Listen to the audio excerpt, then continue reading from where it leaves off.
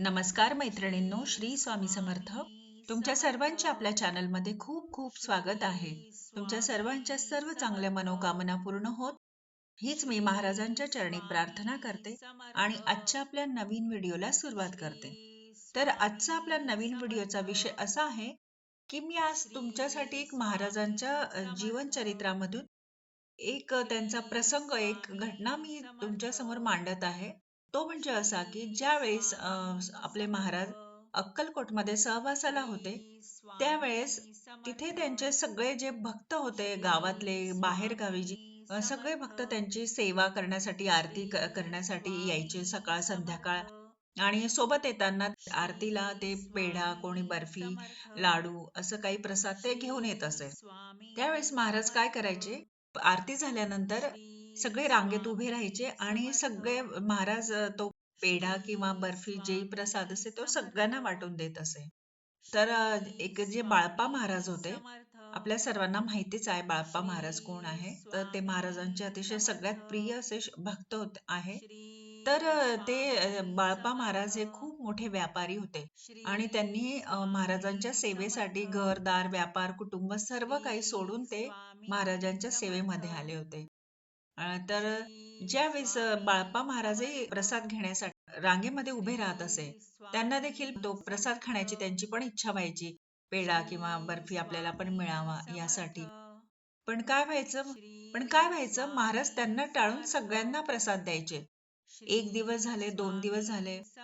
बाप्पा महाराजांना असं वाटलं की आज नाही, उद्या नाही, कधी ना कधी देतील. ते रोज पण एक दिवस असं झालं, त्यांना खूप प्रचंड दुःख झालं की महाराज रोजच असंच करत आहे की मला प्रसाद देत नाही, मला सोडून सर्वांना देत आहे.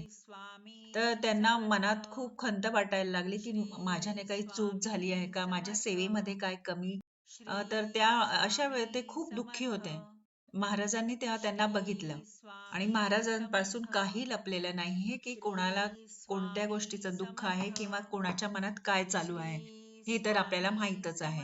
ज्यावेळेस मग सर्व लोक आरती वगैरे झाल्यावर सगळे घरी गेले, तेव्हा महाराजांनी बाळप्पा महाराजांना आपल्या जवळ बोलवले आणि त्यांना सांगितले की जो तुझ्या मनात जी लालसा उत्पन्न झाली आहे, जो मोह झाला आहे पेढा किंवा बर्फी खाण्याचा, हाच मोह, हीच लालसा मला तुझ्या मनातून काढून टाकायची आहे.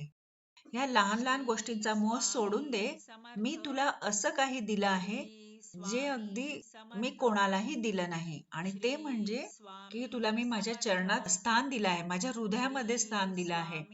तर हे ऐकून बाळप्पा महाराजांना अगदी शहारे आले अंगावर आणि ते त्यांचे डोळे पाणावले. तेव्हा महाराजांनी बाळप्पांना सांगितले की या अशा लहान लहान गोष्टी तू मागाव्या अशी मला अपेक्षा नाहीये. तुझ्यासाठी काय चांगले आहे आणि तुला काय मला त्यापेहूनही चांगले काय द्यायचे हे मला चांगल्या प्रकारे माहीत आहे. तर तू हा असा लहान लहान गोष्टींचा मोह किंवा लालसा यांचा त्याग कर आणि तुझ्या हा मनातला मोह जो लालसा आहे, हे सगळं तो जाळून टाक आणि काढून टाक. आणि मग त्यानंतर बाळप्पा महाराजांना खूप चांगल्या प्रकारे समजले की आपली कुठे चूक झाली, आणि त्यानंतर त्यांनी कधीही अशी चूक केली नाही आणि ते निस्वार्थपणे आपली सेवा भक्ती करत राहिले. आणि ते महाराजांनी त्यांना जसं बोलून दाखवलं होतं आणि की त्यांनी त्यांचे स्थान त्यांच्या चरणाशी, हृदयाशी ठेवलं आहे. तर त्याचप्रमाणे त्यांची आजही अक्कलकोटला समाधी, महाराजांच्या समाधी जवळच बाळप्पा महाराजांची समाधी आहे.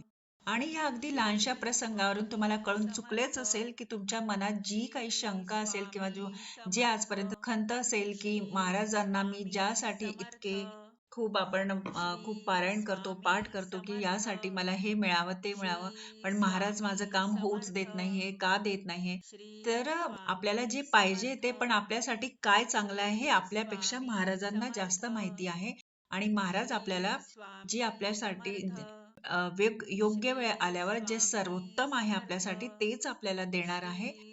तर त्यासाठी आपण आपली जी निस्वार्थपणे सेवा चालू ठेवा. कोणताही मनात शंका किंवा संशय न आणता महाराज योग्य वेळ आल्यावर जे आपल्यासाठी चांगलं आहे ते नक्की देणार आहे. तरी यापुढे आता कधी महाराजांच्या पुढे जाऊन कोणती कंप्लेंट करू नका किंवा रागू नका. तर आजचा व्हिडिओ हा इथेच थांबवते. हा प्रसंग, हा अनुभव कसा वाटला तुम्हाला? आवडला असेल तर चॅनलला लाईक, शेअर, सबस्क्राईब नक्की करा. पुन्हा भेटूया अशा छान छान नवीन व्हिडिओ आणि नवीन माहिती अनुभवासोबत. तोपर्यंत सर्वांना बाय आणि श्री स्वामी समर्थ. श्री स्वामी समर्थ. श्री स्वामी समर्थ.